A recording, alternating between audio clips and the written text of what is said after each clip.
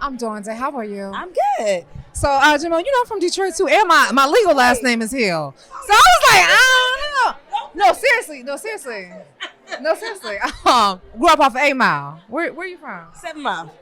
Between Evergreen. Okay, Henry Ford was my local school, but I went to Renaissance my freshman year, but graduated from Mercy. You graduated from Mercy, the all-girls school. Man, they beat our ass in softball one year. I've never forgotten. No, but when I went to Mumford, I lived on Pembroke in between Monica and Prairie, right? And so I went to Beaubien, I went to Mumford.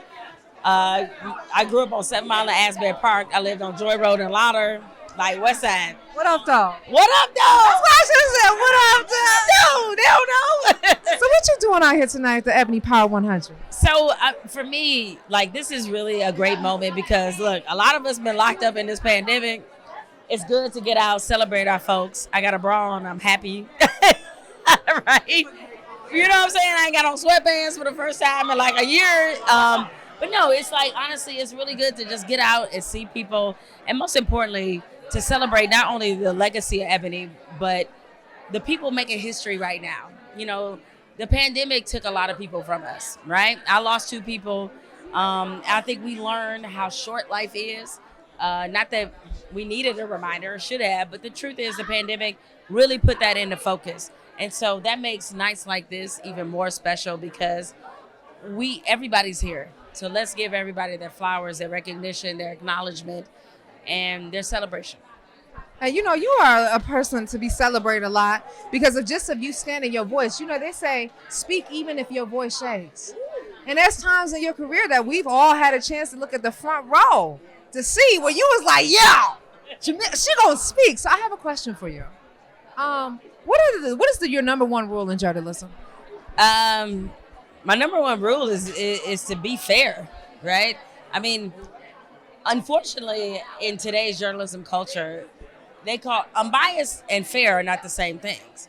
Like this both sides stuff is gonna get journalism really caught up because there's not a both sides to racism. There's not a both sides to misogyny. There's not a both sides to homophobia. That's why fairness is really what we should strive for. And so, I tell younger journalists all the time, even if you're being critical of somebody, you can be fair in that. And more importantly, if you are critical, give them an opportunity to respond, show up.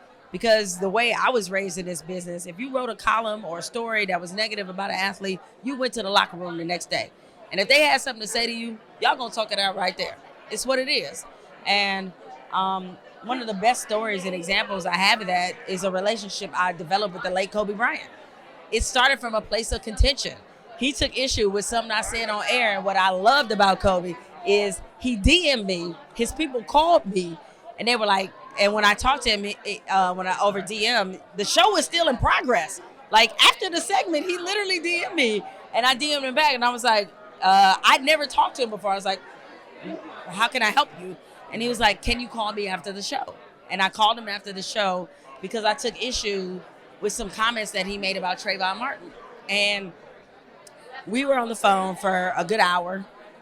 I understood his position. I still told him he was wrong. And it was good because he understood it. And after that, it kind of, and I'm not taking credit for this, but he reached out to Trayvon's parents. He apologized. He and I did a BT Genius talked to him love that guy, right? And so, but that was what the craft was about. Is that I tell people this all the time about journalism. The mantra I got into this profession was comfort the afflicted and afflict the comfortable. That was the whole point, right? And so if you're not doing that, it's like, what are we doing? So that's what I would say to younger journalists is remember that. That is supposed to be the banner plate. That's the headline. That is the slogan. Afflict the comfortable, comfort the afflicted. End of story.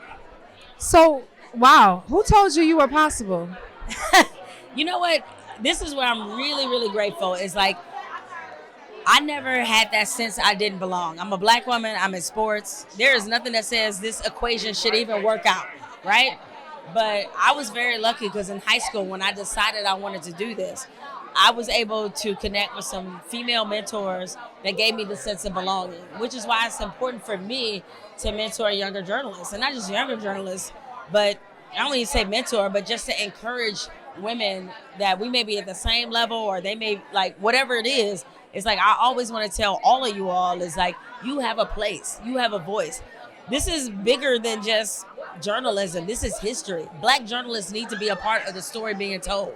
It's why when we look back on how certain events in the history of this country were covered and we don't see our face.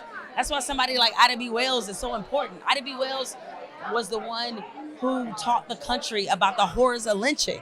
And so whether you're talking about a celebrity or other serious issues, every time that you amplify a Black voice, you're adding to history. You're adding to an encyclopedia, to a book that others can read 5 years from now, 10 years from now, a year from now, and they can look back and be like, I see that person. You did that as a journalist. So it's a reason why superheroes are always journalists, right? Clark Kent, Peter Parker, all journalists. So that is why, because like, there's a job in this. There's something you need to be in this for that's bigger than you. So I've always, I've been really lucky. I've been able to, make a great living, be known, have a great platform. But to me, it's always about that part. Afflict the comfortable, comfort the afflicted. Well, here's the thing. You know the scripture, or maybe you heard of it. Even though I walk through the valley of the shadow of death, I fear no evil. And we think about those valleys and those lows. How did you get to where you are? And I say that in the sense of, how do you look at obstacles? Because people have told you no, like, you just don't rise up. And when you look at Detroit, not that it's bad, but No, there's a certain perception about Detroit. And that's why I always tell people where I'm from, so that they know good things come from there. Like, yeah, we're a city. We've been through it, like a lot of cities have. We're not the cool city. We ain't LA. We ain't Chicago. But we're a city where hustling is real. Grit, grind, that's what we do. And there's a realness about Detroiters. People know how we get down. And the reason I was able to make it through so many adverse situations is because of what I saw in my life in Detroit. It's like, when you go through that, when you from the mud, like, what do I care if the president called me out? Like, I don't care about that. Like, I've seen way worse things than that. Like, all right. Oh, somebody called me out on Twitter. Oh my God, what am I supposed to do? It's like, I've seen way worse. And so being from the city of Detroit, that's why it says in my bio on Twitter is that Detroit raised me. That's why. That's what I mean by that. So these things that I've gone through in my life, these battles I've had to face, facing so many of them in Detroit led me to this point. And so I'm always grateful for the city. I want to see it thrive. I want to see it do good. I want to see it do good in terms of Black people benefiting from it doing good, because there's change Detroit I don't recognize right now, but it's okay. But all I'm saying is, like, I'm happy for the growth. I'm happy for how the city has come up, but that money needs to be in Black hands as much as possible. Get your vitamin D right here with me and get excited about your